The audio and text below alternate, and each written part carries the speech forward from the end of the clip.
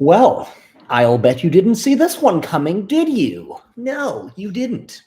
It is Sunday evening, September the 15th, 6:41 p.m., and I'm coming to you with my sixth installment of the Shim Q&A.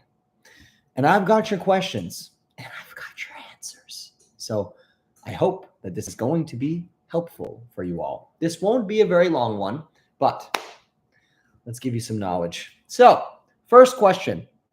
The Polter Guy, not to be confused with The Poltergeist, which is a movie that I haven't seen, but I should. It's a classic. You try that Oreo flavored Coke yet? Not going to. Some things should be left alone. You couldn't leave well enough alone, you know? And in all of my experiences of having Coca-Cola products, nothing's ever as good as the original stuff.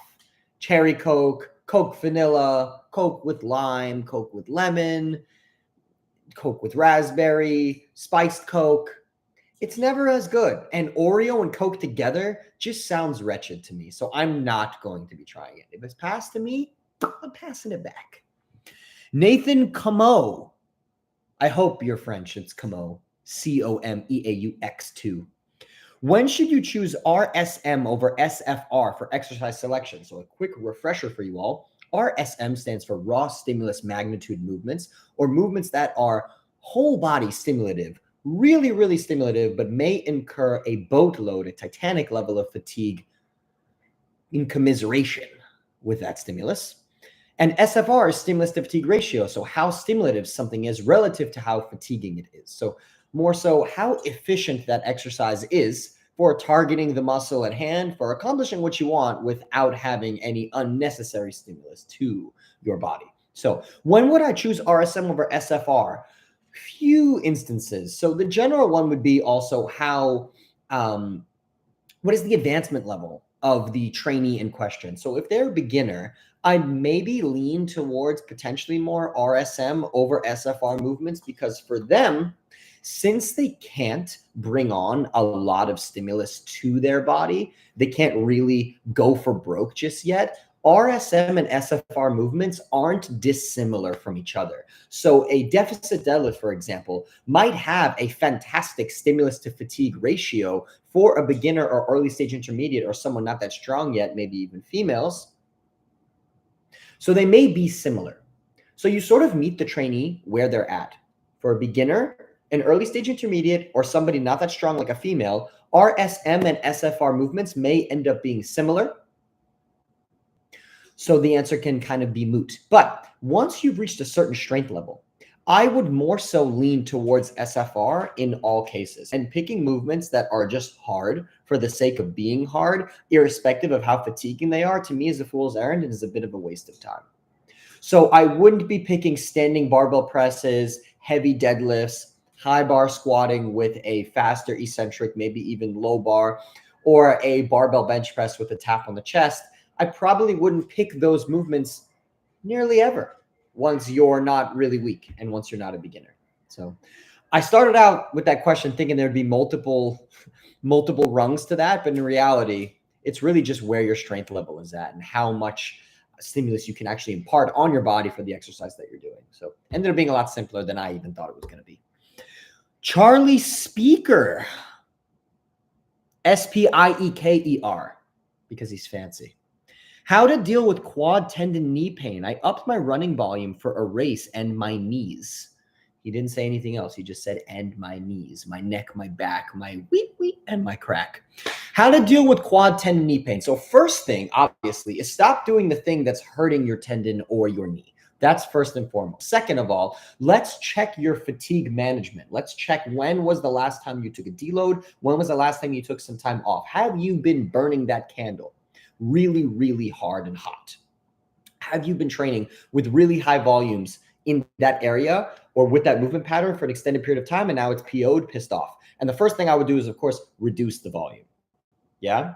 So those would be the first thing. Stop doing things that hurt it and potentially reduce the volume if need be. Then after that, once sort of the smoke has cleared and maybe you've taken some time off, if that hasn't fixed the issue, of course, by the way, goes without saying, if you've had pain for a little while, you need to go and get it checked out. MRI, X-ray, go see a professional physical therapist. Start there. But once they've given you the go-ahead to sort of go and start training and you've done that, from there, then start doing workarounds. Start finding movement patterns that either don't hurt or aggravate that area, or change the way that you're performing the movement. And a lot of times it's nuanced. A lot of times it's really small. A lot of times it can be slowing down tempos. It can be changing the foot angle. It can be load management. So maybe increasing rep ranges. Maybe it can be changing the way you perform a movement. So maybe only biasing the lengthened position, maybe only biasing the medium range of the position. Because by the way, even though lengthened position is still in vogue, the medium position and the short range is still good.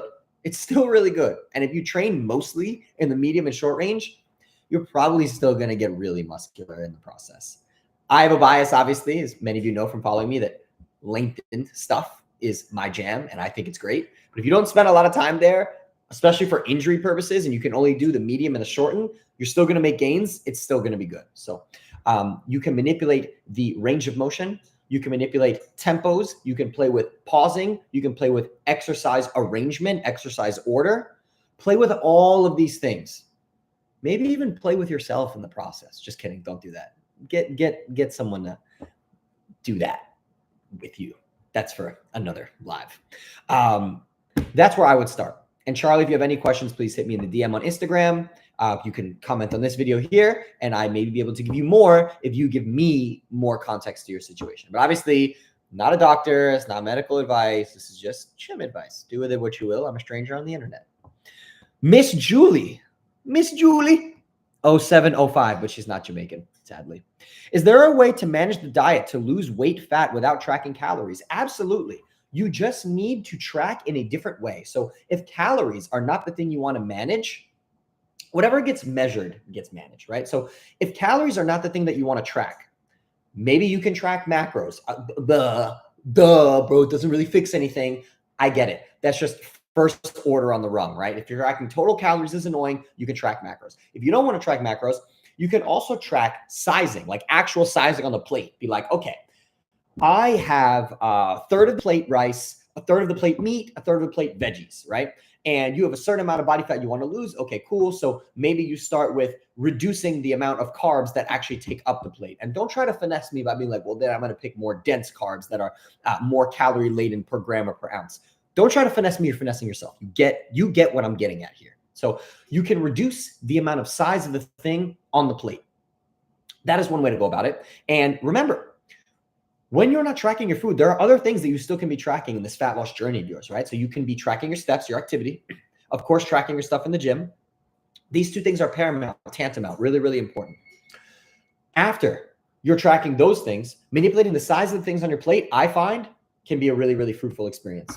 And also, at the end of the day, if you're not tracking at all and you're just making good, healthy choices, so you're eating protein as the bedrock of the meal multiple times a day, whole grains at every meal, veggies at most of your meals, fruits at almost every meal, not having a lot of junk food, and you're tracking your steps and you're training a lot, unless your aspirations are lofty from a physique standpoint, unless you're really trying to accomplish something niche, more out of the ordinary, I would say majority of people will get a very, very long way. Julie, you included. I know you've also followed me for a while. And if you need any more help, of course, DM Instagram, message here.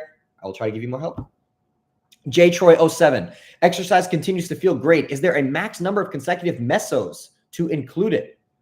Good question. Good question. Really good question. I am a really big proponent of if something feels, and you use the language great, so I'm going to go off of that. If something feels great, do not change. Never change, okay? Somebody makes a really good joke, don't change. Don't change the joke. Commit. Leave it alone.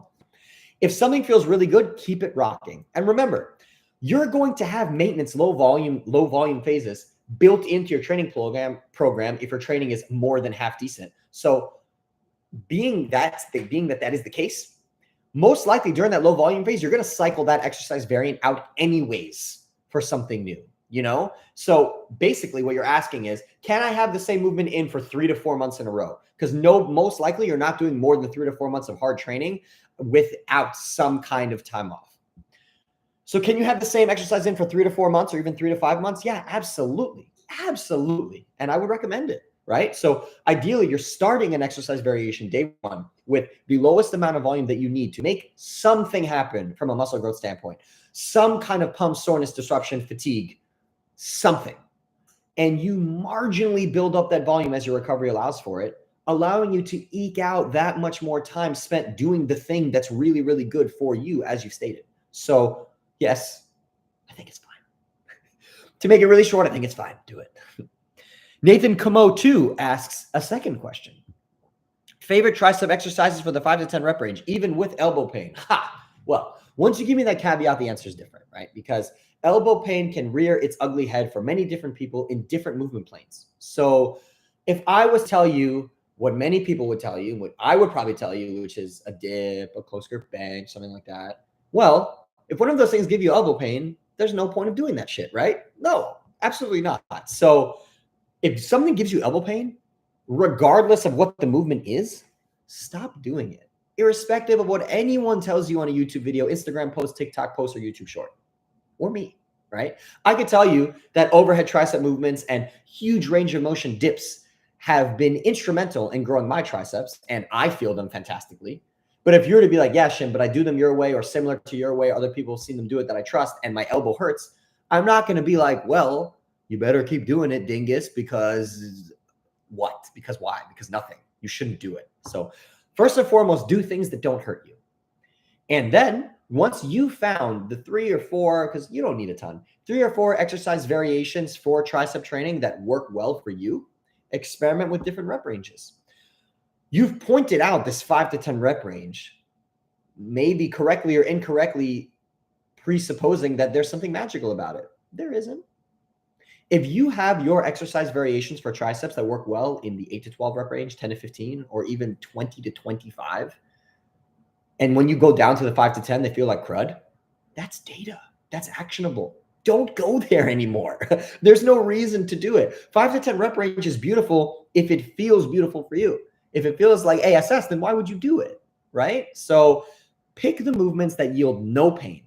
Once you've zeroed in on those movements, experiment with different rep ranges, and whichever ones make sense for you, keep those in, and whichever ones don't make sense for you, chuck them out. That's it. That's it. Lloyd Barcinilla. Can the overuse of straps cause forearm elbow injury if no direct forearm work is included? I've never found that. I don't know how you define the overuse of straps. You use straps by definition when you need them. When you don't need them, you don't use them. And straps are meant to help the quality of your training and not create some sort of weird dissonance between forearm strength and grip strength and then the strength of your biceps and back, which I would assume is when you're going to use them. So to keep it really short, simple, I've never heard of that. So I think no. Next question, _Akashray. That sounds Hebrew, but it's probably Asian. What would you suggest for training around an injury should be like? I've shoulder injury. So again, I've talked about this before. The quality of my answer can only go as far as the quality of your question. It's very general, so all I can do is give you a general answer. If you'd like something more specific, DM me or message here, and I'll do my best. And again, remember, not medical advice, not a doctor, just a random guy on the internet that you seem to like. So what would you suggest for training around an injury should be like? First and foremost, like I said before, if the injury has persisted for a while, it can never hurt, unless you don't have insurance and you're paying out of pocket, to go get it checked out by a professional. Then it will hurt, but too bad because you're an idiot, you got injured. Just kidding, you're not an idiot. Unless you did an idiot thing, then you're an idiot. First, get it checked out. X-ray, MRI, physical therapist, whatever. After they've helped you out from there, first, do things that don't hurt that area, right? Pain-free. Second, maybe take some time off from training that muscle group entirely. Then after you've cleared the air, you then want to do things, range of motion, exercise variations, movement planes that don't hurt that area, but that can still bring blood to that area. A lot of times, injuries can be load mediated and rep range mediated.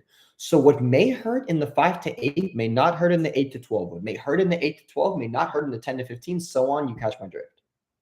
So take that to task, and you can go as high as probably 25 or even 30 reps per set close to failure. It's going to suck.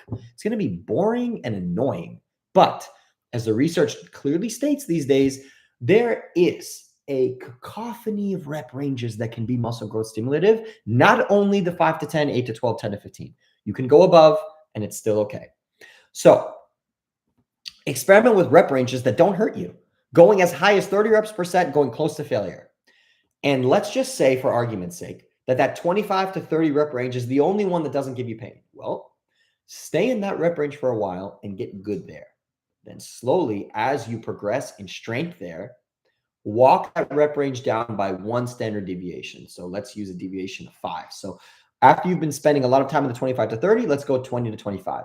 Rinse and repeat, 15 to 20. Rinse and repeat, 10 to 15. And now, well, you're probably even more muscular. You probably have no injury or way less. And now you're back in the 10 to 15 rep range, moderate rep range, doing the thing that you always did. So that really, really helps. I am going to leave it there for now. If you'd like more, let me know, because what I just gave you is a roadmap for months and months and months. There's more to be said, but I'm going to leave it there for now. If you want more, let me know. A New Yorker, but he's not from New York as far as I know. How much pulling should be lat versus upper mid-back focused? Is horizontal pulling even needed for the lats? How much pulling should be lat versus upper back? Okay, so first question that you should pose for yourself is a needs analysis. Look at yourself in the mirror with no shirt on. Maybe take a couple back selfies and say, what do I want to improve? How do I want my back to look? If this is something for stage, for competition, if you've competed before, what did the judges say?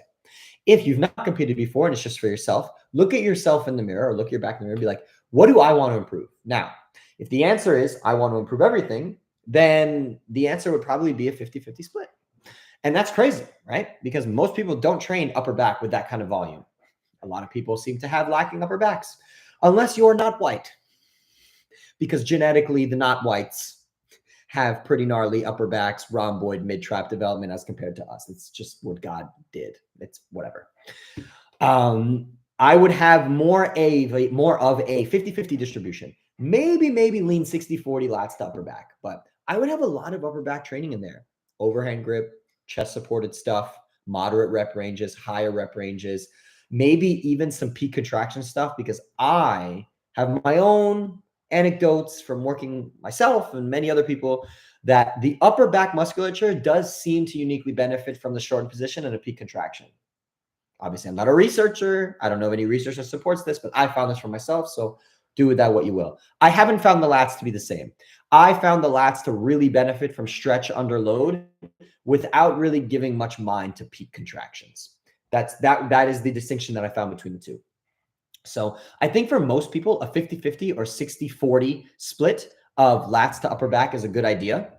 Moderate rep range stuff. Again, when training lats, bias movements that allow for significant tension in the stretch position, pull-ups, pull-downs, assisted pull-ups, cable pullover variations, free weight pullover variations, bent over rowing variations, free weight style, whether it be with 1 dumbbell, 2 dumbbells, some kind of barbell, easy curl bar, underhand, overhand, hotel, motel, Holiday Inn, all that stuff. Seated cable rows with a close grip seems to be really, really comfortable for a lot of people's elbows and biceps, including myself. These things in the 6 to 10, 8 to 12, 10 to 15, even 15 to 20 rep ranges, and then upper back stuff in the 10 to 15, 15 to 20, or if you're crazy, but also serious about muscle growth, even the 20, 25 rep ranges with no pauses seems to be really awesome for the upper back. And I would make sure that I'm training this back at least twice a week, as much as 3 or 4. And that's all I'm going to give you for right now, because that's all you asked for. So 50-50 lats to upper back, or 60-40 lats to upper back. And keeping it short and sweet. That's all I got.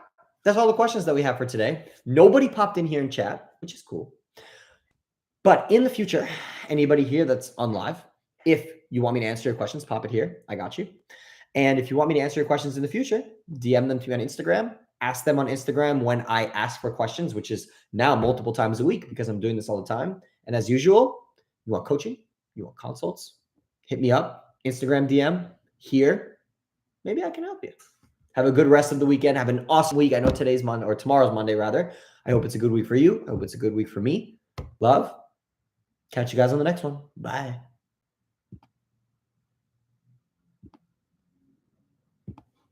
Short and sweet.